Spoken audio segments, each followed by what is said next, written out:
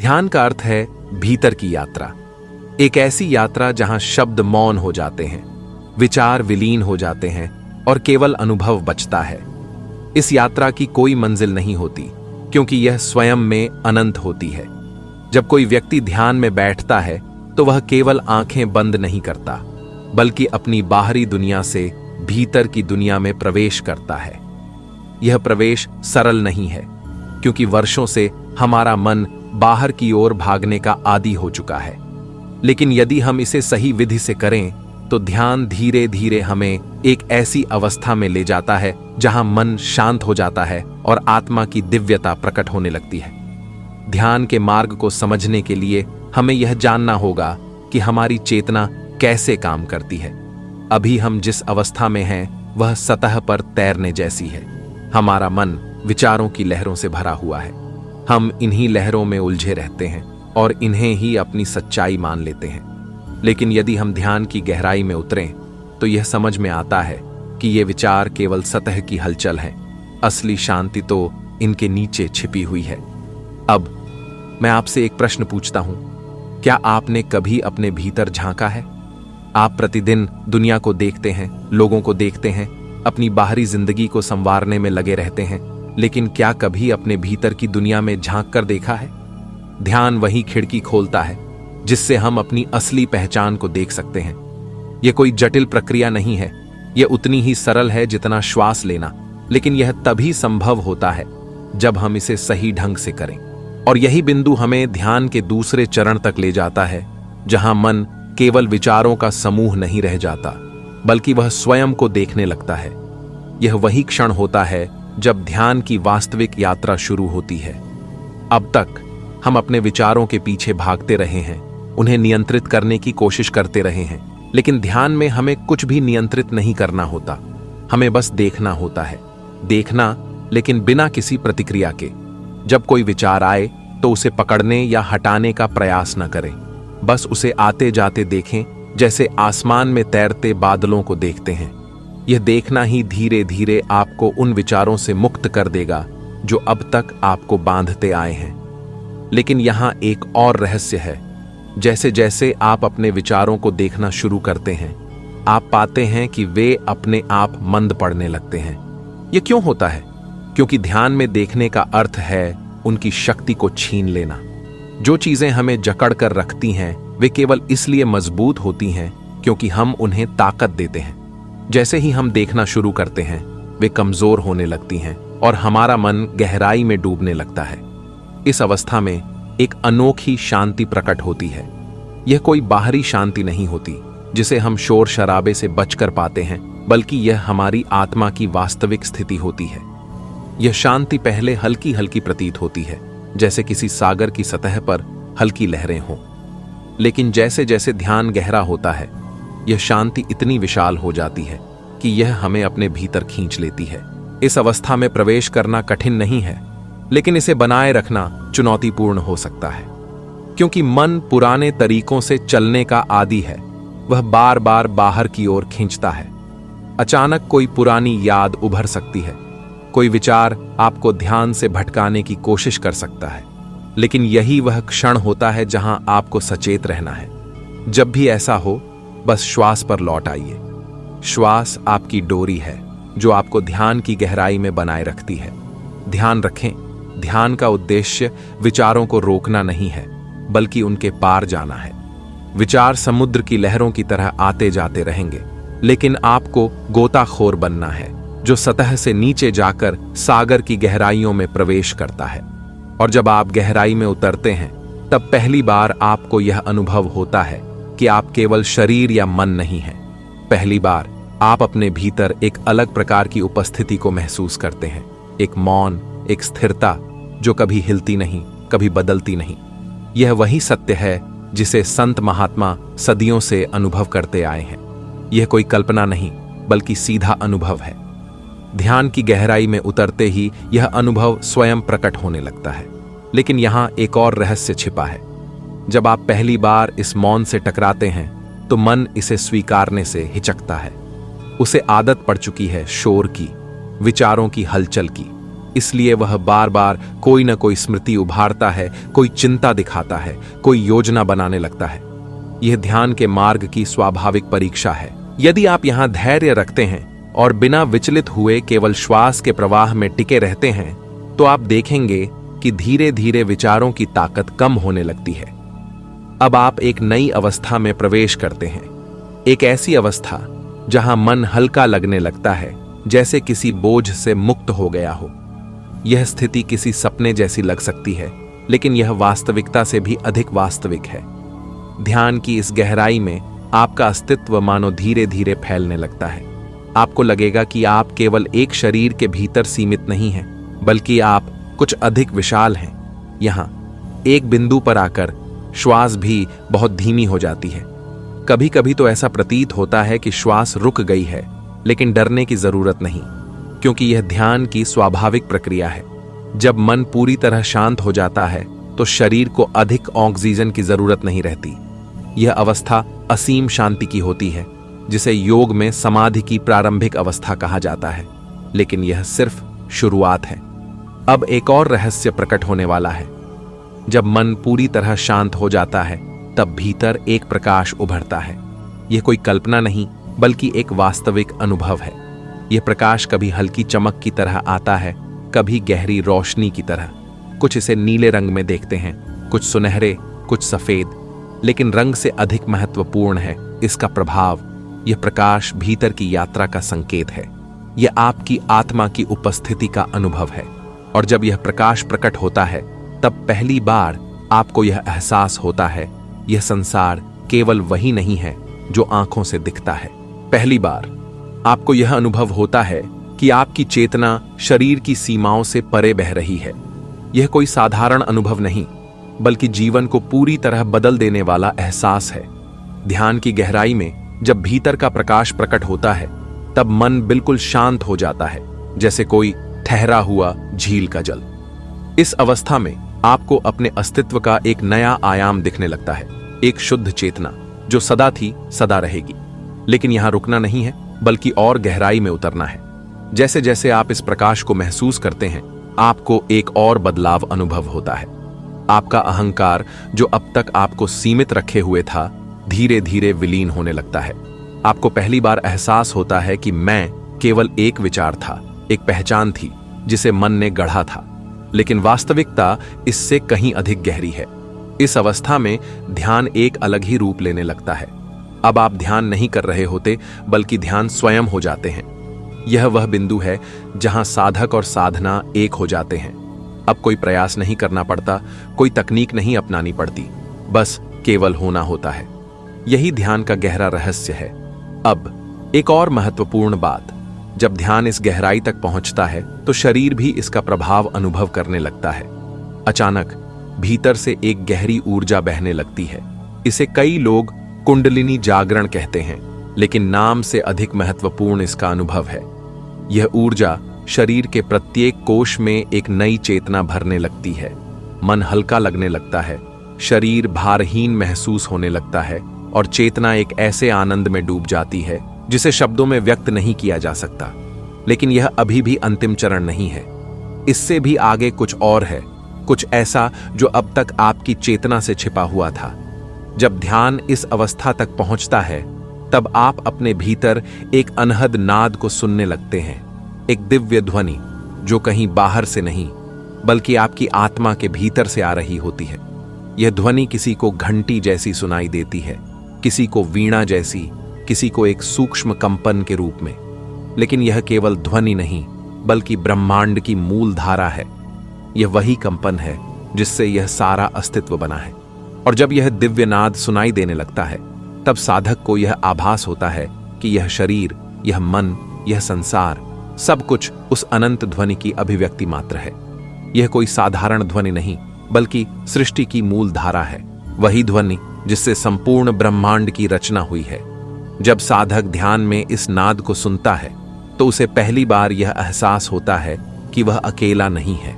एक अनदेखी शक्ति सदा उसके साथ है, उसे मार्ग दिखा रही है, उसे भीतर बुला रही है। अब ध्यान केवल एक क्रिया नहीं रह जाता, बल्कि एक यात्रा बन जाता है। एक ऐसी यात्रा जो हमें हमारी मूल अवस्था तक ले जाती है। इस अवस्था में साधक को समय और स्थान का बोध समाप्त होने लगता है। वह बैठा तो एक छोटे से कमरे में होता है, लेकिन उसकी चेतना अनंत में फैली होती है। शरीर स्थिर रहता है, लेकिन भीतर जीवन की एक अद्भुत लहर बहने लगती है। यह वही अवस्था है जिसे योगी सच्चिदानंद कहते हैं, पूर्ण सत्य, शुद्ध चेतना और असीम आनंद। लेकिन यहां एक और रहस्य प्रकट होता है। जब साधक इस आनंद में डूबने लगता है, तब मन का अंतिम भ्रम टूटता है, मृत्यु का भ्रम। अब उसे यह स्पष्ट हो जाता है कि मृत्यु कोई अंत नहीं, बल्कि केवल एक परिवर्तन है। जैसे कोई पुराना वस्त्र बदलता है, वैसे ही आत्मा शरीर बदलती है, लेकिन वह स्वयं कभी नहीं बदलती। अब मृत्यु का भय समाप्त हो जाता है और जीवन में पहली बार पूर्ण स्वतंत्रता का अनुभव होता है। यह वही अवस्था है जिसे महान संतों ने कैवल्य कहा है, पूर्ण मुक्ति। लेकिन ध्यान रहे, यह मुक्ति किसी बाहरी दुनिया से नहीं, बल्कि अपने ही बंधनों से है।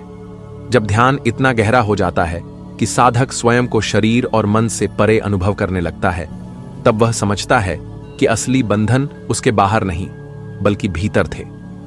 अब वह मुक्त है, संपूर्ण रूप से, बिना किसी शर्त के।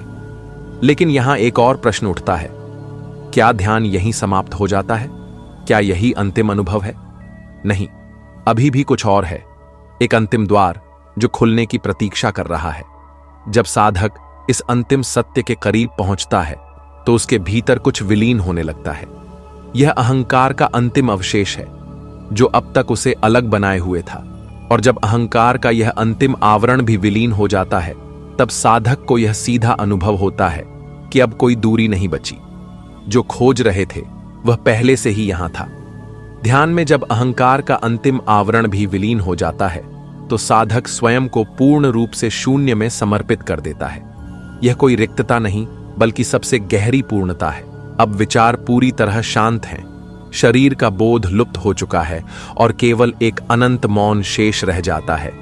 यह वही मौन है जिसे संतों ने ब्रह्म कहा, जिसे ऋषियों ने आत्मा कहा, जिसे योगियों ने निर्विकल्प समाधि कहा। अब कोई द्वंद्व नहीं है, कोई प्रश्न नहीं है, कोई इच्छा नहीं है, केवल शुद्ध अस्तित्व बचता है, असीम, अनंत, अपरिवर्तनीय। लेकिन यहां एक और रहस्य है। जब साधक इस अवस्था में स्थिर होता है, तब उसे एक महत्वपूर्ण सत्य ज्ञात होता है। ध्यान केवल भीतर जाने की क्रिया नहीं है, बल्कि वहां से वापस आने की कला भी है। क्योंकि यह दुनिया, यह जीवन, यह लोग, ये भी उसी चेतना के अंश हैं जिसे हमने ध्यान में अनुभव किया। साधक अब समझता है कि सच्चा ध्यान वही है जो जीवन को बदल दे, जो केवल समाधि में ही नहीं, बल्कि हर क्रिया में बना रहे। जब साधक इस अवस्था से लौटता है, तब वह वही व्यक्ति नहीं रहता जो पहले था। अब उसकी दृष्टि बदल चुकी होती है। वह हर चीज में उसी दिव्यता को देखता है जो ध्यान में अनुभव की थी। और यही सबसे गहरी सच्चाई है। ध्यान केवल आंखें बंद करने की प्रक्रिया नहीं है, बल्कि आंखें खोलने का वास्तविक तरीका है। जो इसे समझ लेता है, उसके लिए जीवन और मृत्यु का भेद समाप्त हो जाता है। वह हर क्षण जागृत रहता है, हर स्थिति में शांत रहता है, हर परिस्थिति में आनंदित रहता है। लेकिन यह अंतिम बिंदु नहीं है। ध्यान की यह यात्रा यहीं समाप्त नहीं होती। अब इस चेतना को समझने के लिए, इसे अपने जीवन में पूर्ण रूप से उतारने के लिए हमें एक और द्वार से गुजरना होगा। यह द्वार केवल गहरी साधना से ही नहीं खुलता, बल्कि इसे समझने के लिए हमें एक कहानी में प्रवेश करना होगा। एक ऐसी कहानी जो हमारे भीतर छिपे सबसे बड़े सत्य को उजागर करेगी। और यह कहानी शुरू होती है एक ऐसे व्यक्ति से जो वर्षों से सत्य की खोज में था। उसका नाम अद्वैत था। वह एक साधारण मनुष्य था, लेकिन उसके भीतर एक बेचैनी थी, एक अज्ञात प्यास जिसे यह संसार कभी बुझा नहीं पाया। उसने धन कमाया, परिवार बसाया, प्रतिष्ठा अर्जित की, लेकिन उसकी आत्मा जैसे किसी और सत्य के लिए पुकार रही थी। एक दिन जब जीवन के संघर्षों ने उसे पूरी तरह थका दिया, तो उसने सब कुछ छोड़ने का निर्णय लिया। वह एकांत की ओर चल पड़ा, बिना यह जाने कि वह कहां जा रहा है। उसकी एक ही इच्छा थी, सत्य को स्वयं अनुभव करना। चलते चलते वह एक घने जंगल में पहुंचा। वहां उसे एक वृद्ध योगी मिले, जिनकी आंखों में कोई अलौकिक शांति थी। अद्वैत ने उनके चरणों में गिरकर प्रार्थना की, मुझे सत्य की ओर ले चलो। मैं जीवन भर भटकता रहा हूं, लेकिन अब और नहीं। योगी मुस्कुराए और बोले, सत्य बाहर नहीं, भीतर है, लेकिन इसे जानने के लिए तुम्हें एक कठिन परीक्षा से गुजरना होगा। अद्वैत ने निडर होकर कहा, मैं किसी भी परीक्षा के लिए तैयार हूं। योगी ने उसे एक गुफा की ओर इशारा किया और कहा, इस गुफा में जाओ और ध्यान करो। जब तक तुम्हें उत्तर न मिल जाए, बाहर मत आना। अद्वैत गुफा में चला गया। वहां केवल अंधकार था, गहरा सन्नाटा। पहले कुछ दिनों तक उसके भीतर विचारों का तूफान चलता रहा। पुरानी यादें, अधूरी इच्छाएं, असंख्य प्रश्न। लेकिन धीरे धीरे जैसे जैसे वह गहरे ध्यान में उतरने लगा, विचार शांत होने लगे। एक रात जब वह ध्यान की गहराई में था, अचानक उसे एक अनुभव हुआ। उसे लगा कि उसके शरीर की सीमाएं विलीन हो रही हैं और वह एक अथाह शून्य में प्रवेश कर रहा है। उसी क्षण गुफा के अंधकार में एक प्रकाश प्रकट हुआ। कोई बाहरी प्रकाश नहीं, बल्कि उसके भीतर से उठती एक दिव्य ज्योति। उस प्रकाश में उसे कुछ आकृतियां दिखीं, मानो कोई पुरानी स्मृति जाग गई हो, कोई भूला हुआ रहस्य धीरे धीरे सामने आ रहा हो। और तभी उसे एक स्वर सुनाई दिया, कोई परिचित लेकिन अस्पष्ट। वह स्वर धीरे धीरे स्पष्ट होने लगा, जैसे कोई कह रहा हो, अद्वैत, तुम कौन हो? प्रश्न उसके भीतर गूंज उठा। यह कोई साधारण प्रश्न नहीं था, यह उसके अस्तित्व की जड़ों तक पहुंच चुका था। उसने उत्तर देना चाहा, मैं अद्वैत हूं। लेकिन जैसे ही उसने यह सोचा, उसे भीतर से लगा कि यह उत्तर अधूरा है। क्या वह केवल एक नाम है? क्या वह केवल एक शरीर है? क्या वह केवल वे सारी पहचानें हैं जो उसने जीवन में इकट्ठी की थी? उसका मन जैसे किसी रहस्य की कगार पर खड़ा था। और फिर उस दिव्य प्रकाश में आकृतियां स्पष्ट होने लगीं। उसने देखा एक विशाल महासागर, शांत और असीम। और उस महासागर में एक छोटी सी लहर थी जो बार बार किनारे की ओर दौड़ती, लेकिन फिर महासागर में विलीन हो जाती। तभी वह स्वर फिर गूंजा, अद्वैत, क्या वह लहर महासागर से अलग है? अद्वैत स्तब्ध रह गया। उसने देखा लहर महासागर का ही अंश थी, लेकिन जब तक वह स्वयं को लहर समझ रही थी, तब तक वह सीमित थी। जैसे ही उसने स्वयं को महासागर माना, उसकी सभी सीमाएं मिट गईं। और फिर उस प्रकाश में एक और दृश्य उभरा। उसने स्वयं को देखा, लेकिन यह वही अद्वैत नहीं था जिसे वह जानता था। यह कोई और था, कोई प्राचीन आत्मा जो जन्मों से चली आ रही थी, असंख्य अनुभवों से गुजर चुकी थी। उसने देखा कि हर जीवन में उसने अलग अलग नाम और पहचानें अपनाई, लेकिन हर बार वह सत्य से दूर हो गया। तभी वह दिव्य स्वर फिर गूंजा, तुम वही हो जो सदा से था। न तुम लहर हो, न तुम शरीर हो, न तुम नाम हो। तुम वही महासागर हो जो अनंत है, असीम है।